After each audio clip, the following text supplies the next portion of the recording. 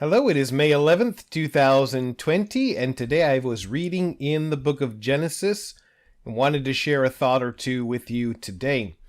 Leading into chapter 26, where I was reading today, Abraham has died.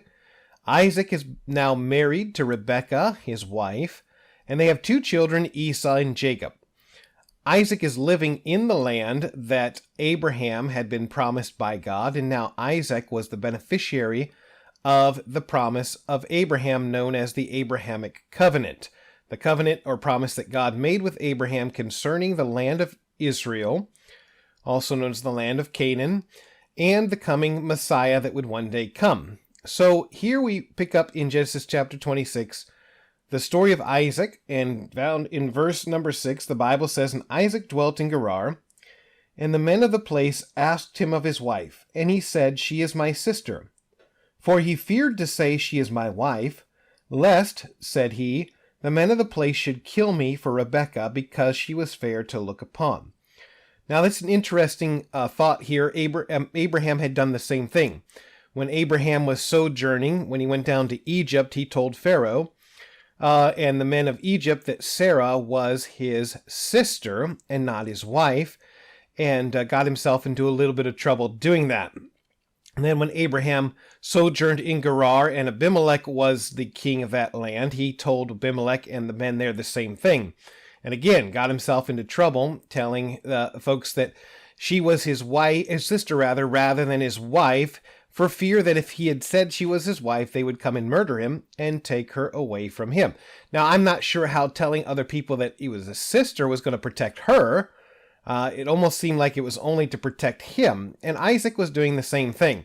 Now, we can only come to the conclusion that Isaac was doing the same thing because that is what his father had done before him.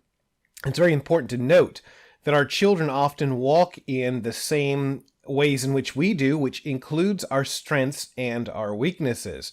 So here Isaac is going around telling folks that his wife Rebekah is really his sister in an effort to hide the fact that they're married to save his own life from being taken. But the verse I want to focus in is verse number 8, and it says, "And it came to pass, when he had been there a long time, that Abimelech, king of the Philistines, looked out at a window, and saw, and behold, Isaac was sporting with Rebekah his wife. And Abimelech called Isaac and said, Behold, of a surety, she is thy wife. And how sayest thou, She is my sister? And Isaac said unto her, Because I said, Lest I die for her. And Abimelech said, What is this thou hast done unto us? One of the people might lightly have lain with thy wife, and thou shouldest have brought guiltiness upon us. And Abimelech charged all his people, saying, He that toucheth this man or his wife shall surely be put to death." So here Isaac was behaving with Rebekah in such a way that when Abimelech saw them, he could recognize that Rebekah was not Isaac's sister. There was some familiarity there in their behavior. The Bible just says he was sporting with Rebekah, his wife. There was some familiarity there, though, in their behavior that led Abimelech to see the truth.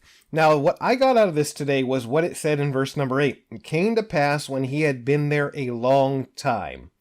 When he had been there a long time, that Abimelech, king of the Philistines, looked out at a window and saw. And behold, Isaac was sporting with Rebekah his wife. And the thought that I had was this: we can hide what it is we are. We can hide what it is we do for a while. But at some point in our life, we are going to slip up, or we're going to make a mistake, and what it is we are and what it is we do is going to come to light to those around us. It has been said you can fool some of the people all of the time, and all of the people some of the time, but you cannot fool all of the people all of the time. And here, Isaac and Rebekah, obviously husband and wife, and very familiar in their relationship, at some point were acting in such a way that they didn't think they were being watched, but they were. But it happened after a long time. And we can do that. We can hide for a long time what's going on in our lives. We can hide what it is we truly are on the inside, but eventually the light is going to come through, and there will be those that see us, oftentimes unbeknownst to us or without our knowledge. They will see what is going on, and the truth about who we are and the truth about what it is we do will be revealed. The Bible tells us as that which is done in darkness shall be proclaimed about upon the housetop. The Bible tells us that when Christ comes back to this earth, he shall judge the secret things of men. He knows everything that's going on, and one day it will all be revealed. Better it is for what it is that's going on to be revealed now and it be dealt with than for it to remain hidden. As we hide what it is we are, we have to be very careful around other people so that what it is does not come out, because we do not want people to know what it is we truly are. The Bible refers to that as hypocrisy. It's putting on an act for others to see, so that we are seen in a particular light and so that people view us in a particular way. But the truth has a way of being made known, and so it was with Isaac and Rebekah.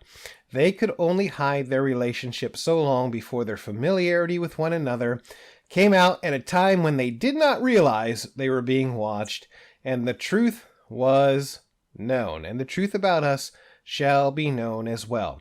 Best it is to be what we ought to be, so that when the truth is known, what ought to be there is seen. People can advocate it one way or the other. They could say, don't be fake, be real, and that means all the dirty things need to come out. But the Bible teaches us that we are corrupt and we are sinners, and we ought to be putting on Jesus Christ and replacing those things with that which is righteous. So as a Christian, yes, I need to be putting on Jesus Christ in honesty and sincerity, making the Christian life a habit, making the Christian life what it is I truly am, so that when those times come out, when my core of what I am comes out, people will see the reality of Christ in me. Isaac and Rebekah put the facade on, the Bible says in verse 8, when he had been there a long time, so for quite some time, but it did eventually come out, and what we are will come out as well. God bless you, and I hope to see you all again very soon.